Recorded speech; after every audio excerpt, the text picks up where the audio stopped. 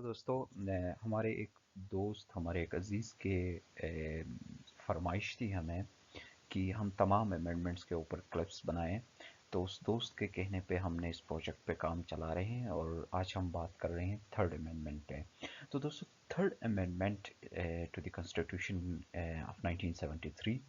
तो अगर हम इसका ना निचोड़ देखें, अगर किसी तरह की किसी भी किस्म के ना हम पॉलिटिकल बयासनेस को रखे बिना देखें, तो इसका मेजर पर्पस था पॉलिटिकल अपोनेंट्स को विक्टिमाइज करना, क्रैश करना।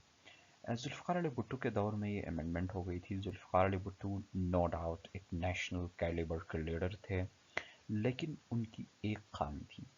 वो थे तो इंसान ना, हर किसी के अंदर खामी होती है। तो उनके अंदर क्या खामी थी, वो ये थी कि वो अपने पॉलिटिकल अपोनेंट्स को कभी भी बर्दाश्त नहीं कर सकते थे, और अपनी इस खासियत की वजह से ये अमेंडमेंट लाया था।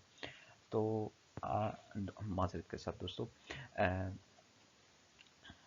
इसकी शिद्दत का आप इससे अंदाज़ा लगाएं कि जब थर्ड अमेंडमेंट की हेयरिंग हो रही थी, डिबेट हो रही थी नेशनल असेंबली में, तो तमाम अपोजिशन को फिजिकली पुश करके नेशनल असेंबली से निकाल दिया गया था और इस अमेंडमेंट को बुलडोज कर दिया गया था। ये फरवरी 1975 को पास हो गई थी। अब आते हैं कि इसमें क्या क्या हुआ। तो कॉन्स्टिट्यूशन के अंदर जो इनिशियल पीरियड था किसी भी डिटेंशन के लिए, किसी भी शख्स को डिटेन करने के लिए, वो 1 मंथ मेंशन है। तो उसको एक्सटेंड करके थर्ड अमेंडमेंट के ज़रिए 3 मंथ्स पे लाया गया। यानी किसी भी शख्स को हिरासत में रखने के लिए 1 महीने की लिमिट थी, उसे बढ़ा के 3 मंथ्स कर दी गई। और फिर कॉन्स्टिट्यूशन के मुताबिक प्रिवेंटिव डिटेंशन में जो भी शख्स होता, उसे विद इन ए वीक उसके डिटेंशन के रीजंस बताना लाजमी था। यानी कोई भी सिक्योरिटी एजेंसी या लॉ एनफोर्सिंग एजेंसी किसी शख्स को जब गिरफ्तार करती है, तो कॉन्स्टिट्यूशन के तहत बाउंड थी कि वो 1 हफ्ते के अंदर अंदर उस शख्स को उसे गिरफ्तार करने के वजूहात से आगाह करे।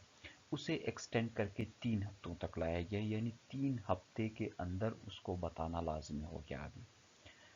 फिर मजीद ये कि कॉन्स्टिट्यूशन के अंदर लिमिट मौजूद था, अब भी है।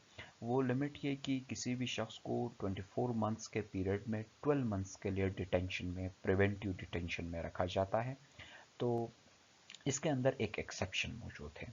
वो एक्सेप्शन ये है कि अगर कोई शख्स किसी दुश्मन के कहने पे कोई कार्रवाई कर रहा है, तो उसके ऊपर ये लागू नहीं होती है और उसे अनलिमिटेड टाइम तक प्रिवेंटिव डिटेंशन में रखा जाता है। अब इस एक्सेप्शन के अंदर एक अमेंडमेंट लाई गई, और एक्सेप्शन के अंदर अमेंडमेंट लाके ये कहा गया कि हु इज एक्टिंग और attempting to act in a manner prejudicial to the integrity, security or defense of Pakistan or any part thereof, or who commits or attempt to commit any act which amounts to an anti-national activity as defined in the federal law, or a member of any association which has for its objects or which indulges in any anti-national activity। तो इस तरह से ये कहा गया कि अब जो पहले था कि जस्ट दुश्मन के कहने पे अगर काम कर रहा है तो उसे अनलिमिटेड टाइम के लिए डिटेंशन में रखा जाता, वो तो ठीक है, वो तो कंटिन्यू अब इसी तरह चला रहा। लेकिन उसके अंदर एक एडिशन भी किया गया।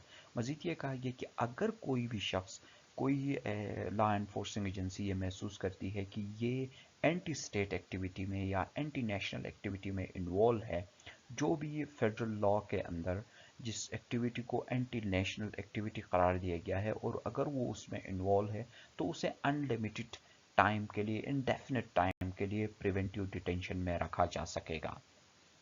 तो ये ऐसे जो है ना फ्री हैंड मिल गया कि जो भी अपोनेंट्स थे उनको अनलिमिटेड टाइम के लिए डिटेंशन में रखने के लिए। तो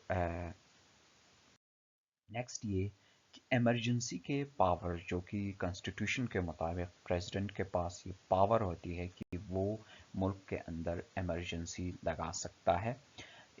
इसका अगरचे एक अहम मकसद होता है, वो ये कि अगर समझता है कि मुल्क में इमरजेंसी लगाना नागुज़ीर हो चुका है, तो प्रेसिडेंट अपने प्रीरोगेटिव्स को यूज़ करके इमरजेंसी लगा सकता है।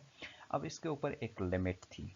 वो लिमिट ये कि जब वो इमरजेंसी लगाए, تو with in certain period national assembly اور سینٹ کی جوائنٹ سٹنگ سے اسے اپروول کرانا مست تھا. اب اس میں یہ کہا گیا کہ ایمرجنسی ایمرجنسی اس وقت تک لگی رہے گی جب تک نیشنل اسمبلی اور سینٹ اس کے اگینسٹ میں ریزولوشن پاس نہ کرے. سو یوں ایمرجنسی کے پیریڈ کو بھی ایکسٹینڈ کیا گیا. تو دوستوں ہم نے ایک بریف سا اوور ویو لیا ہے اس امینڈمنٹ کا.